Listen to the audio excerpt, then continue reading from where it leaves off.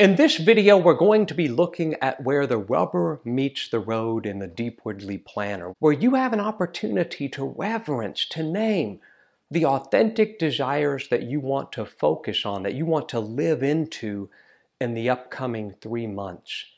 Rather than this video focusing on you looking at me while I talk through examples, I'm going to actually fill in these pages with some sample material, with just some examples that might help you to better understand what filling them out will look like for you as you name the intentional steps that will be part of your next 3 months of authentic living. So I hope that's helpful to you.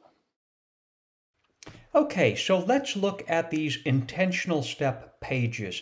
I'm not going to do all 3 pages. I am going to simply fill out a sample one for desire number 1.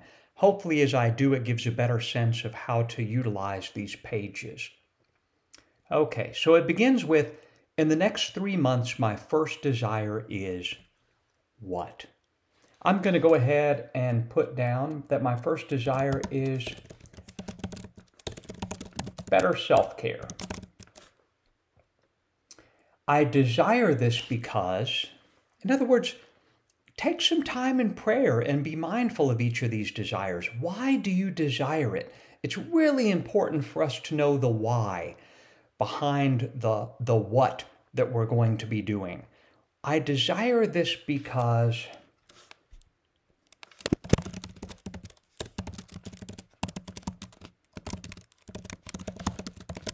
I've been stressed and reactive lately. So what are the intentional steps that will help me to live into this authentic desire? And for some reason, the PDF here is not letting me fill in these 2 lines. So I'm only going to write down 4 of the 6. But maybe some of the intentional steps that are going to help me to live ever greater self-care in the upcoming 3 months include exercising regularly, eating healthy,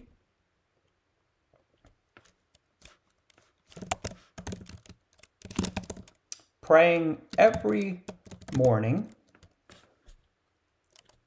and taking time to read poetry every day. You may end up with more than 6. But put down any of the steps that you feel like help you to move into the authenticity of that particular desire that you're focusing on. After that, there's a prompt. My motivations for focusing on this desire include. Up here, we put down what our desire was, the reason, the why. Here, we're going to put down, in a sense, what is it that we're moving toward? A desire is sort of pushing us. A motivation is sort of pulling us. They're both very similar, but there is a slight distinction that we might find or notice as we're praying about this. Here, I might put down that my motivation for focusing on greater self-care would be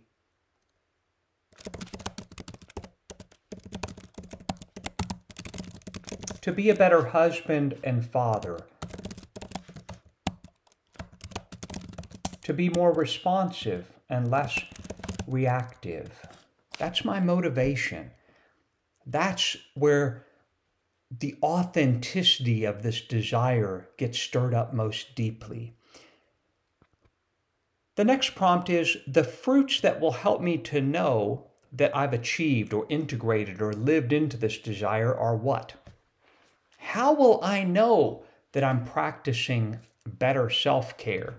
Well, there's going to be the practicality of seeing every day that I am living those intentional steps, but there's also going to be other fruit.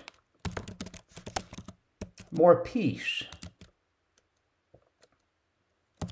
more joy, and once again, being more responsive and less reactive. That's just some of the fruit.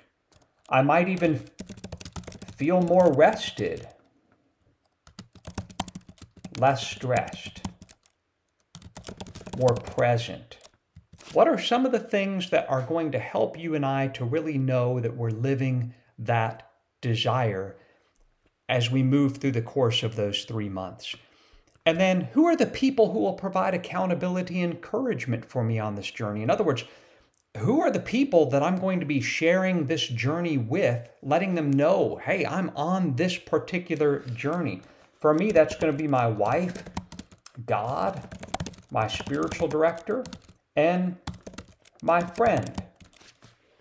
Who are going to be those people for you that offer accountability and encouragement on the journey? And then I love this final prompt. In 3 months, I will celebrate the authenticity I experienced through this desire by doing what?